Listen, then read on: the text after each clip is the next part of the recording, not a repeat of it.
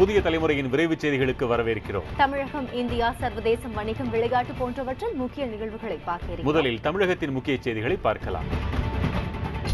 பெங்களூருவில் நடைபெற்று வரும் சொத்து குவிப்பு வழக்கை விசாரித்து வரும் நீதிபதியின் பதவிக்காலத்தை நீட்டிக்க கோரி ஜெயலலிதா தாக்கல் செய்த மனு மீதான தீர்ப்பை தேதி குறிப்பிடாமல் உச்சநீதிமன்றம் ஒத்திவைத்துள்ளது.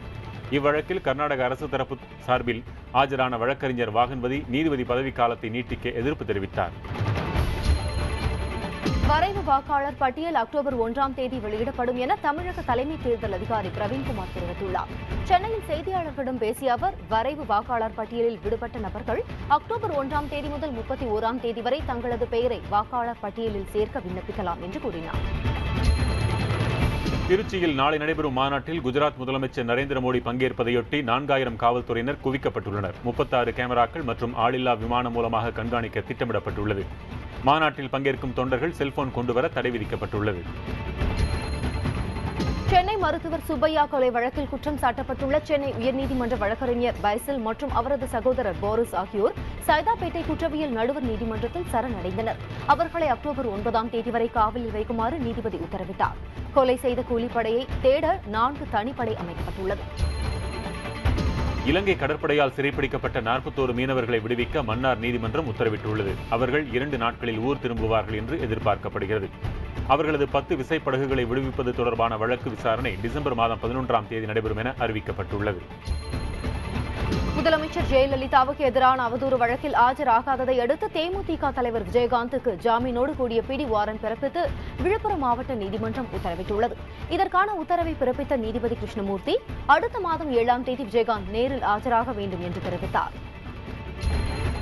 சென்னையில் ஆசிரியர் தேர்வு வாரிய தலைவர் விபு நய்யாருடன் நடைபெற்ற பேச்சுவார்த்தை திருப்தி அளிக்காததால் கோட்டையை நோக்கி பேரணியாக செல்ல முயன்ற 200க்கும் மேற்பட்ட பார்வையற்ற பட்டதாரிகள் கைது செய்யப்பட்டனர். கோரிக்கைகளை வலியுறுத்தி உண்ணாவிரதம் மேற்கொண்டு வரும் பட்டதாரிகளில் 3 நிலைமை கவலைக்கிடமாக இருக்கிறது. சிதம்பரம் அண்ணாமலை பல்கலைக்கழகத்தை தமிழக அரசை ஏற்று நடத்துவதற்கான சட்டத்திற்கு குடியரசுத் தலைவர் பிரணப் முகர்ஜி ஒப்புதல் அளித்துள்ளார்.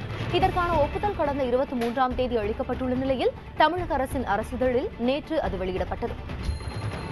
திருப்பூரில் அம்மா உணவகத்தில் ஏற்பட்ட விபத்தில் காயமடைந்த பெண்மணிக்கு தனியார் மருத்துவமனையில் சிகிச்சை அளிக்க மாநகராட்சி நிர்வாகம் ஏற்பாடு செய்துள்ளது. பொருளாதார வசதியின்மையினால் தனியார் மருத்துவமனைக்கு செல்லாமல் சாந்தா வீட்டிலேயே இருந்தார். ஆசிரியர் தகுதி தேர்வு மதிப்பெண் வழங்குவதில் இடஒதுக்கீட்டின் அடிப்படையில் சலுகை வழங்க முடியாது என தமிழக அரசு சென்னை உயர்நீதிமன்றத்தில் தெரிவித்துள்ளது. ஆசிரியர் தேர்வு வாரியத்தின் உறுப்பினர் செயலர் வசுந்தரா தேவி தாக்கல் செய்த பதில் மனுவில் இது தெரிவிக்கப்பட்டுள்ளது. இதுவரை தமிழக நிகழ்வுகளை பார்த்தோம். இனி தேசிய அளவிலான முக்கிய செய்திகளை பார்ப்போம்.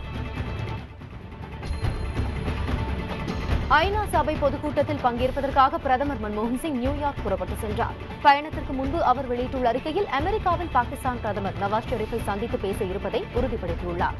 அண்டை நாடுகளான வங்கதேசம், நேபாளம் உள்ளிட்ட நாடுகளின் தலைவர்களையும் அவர் சந்தித்து பேச இருப்பதாக கூறியுள்ளார்.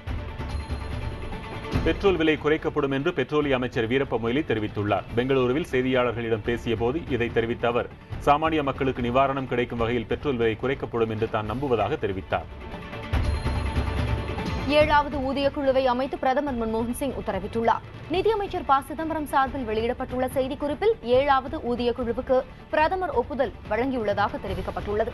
ஊதிய குழுவின் தலைவர், உறுப்பினர்களின் பெயர்கள் விரைவில் அறிவிக்கப்படும் எனவும் கூறப்பட்டுள்ளது. வரும் நாடாளுமன்ற தேர்தலில் வெற்றி பெற காங்கிரஸ் தலைமையிலான மத்திய அரசு சிபிஐ அமைப்பை களத்தில் இறக்கியிருப்பதாக நரேந்திர மோடி குற்றம் சாட்டியுள்ளார்.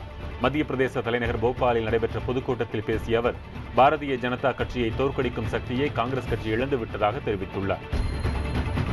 அஜ்மீர் குண்டு வெடிப்பு வழக்கில் தம்மீது சுமத்தப்பட்டுள்ள குற்றச்சாட்டை மத்திய அமைச்சர் சுஷில்குமார் ஷிண்டே மறுத்துள்ளார். இவ்வழக்கில் RSS தலைவர் மோகன் பகவத்தை தொடர்புபடுத்தி வாக்குமூலம் கொடுக்குமாறு மத்திய உள்துறை அமைச்சர் சுஷில்குமார் ஷிண்டே நெருக்கடி கொடுத்ததாக வழக்கில் தொடர்புடையவர் குற்றம் சாட்டியிருந்தார்.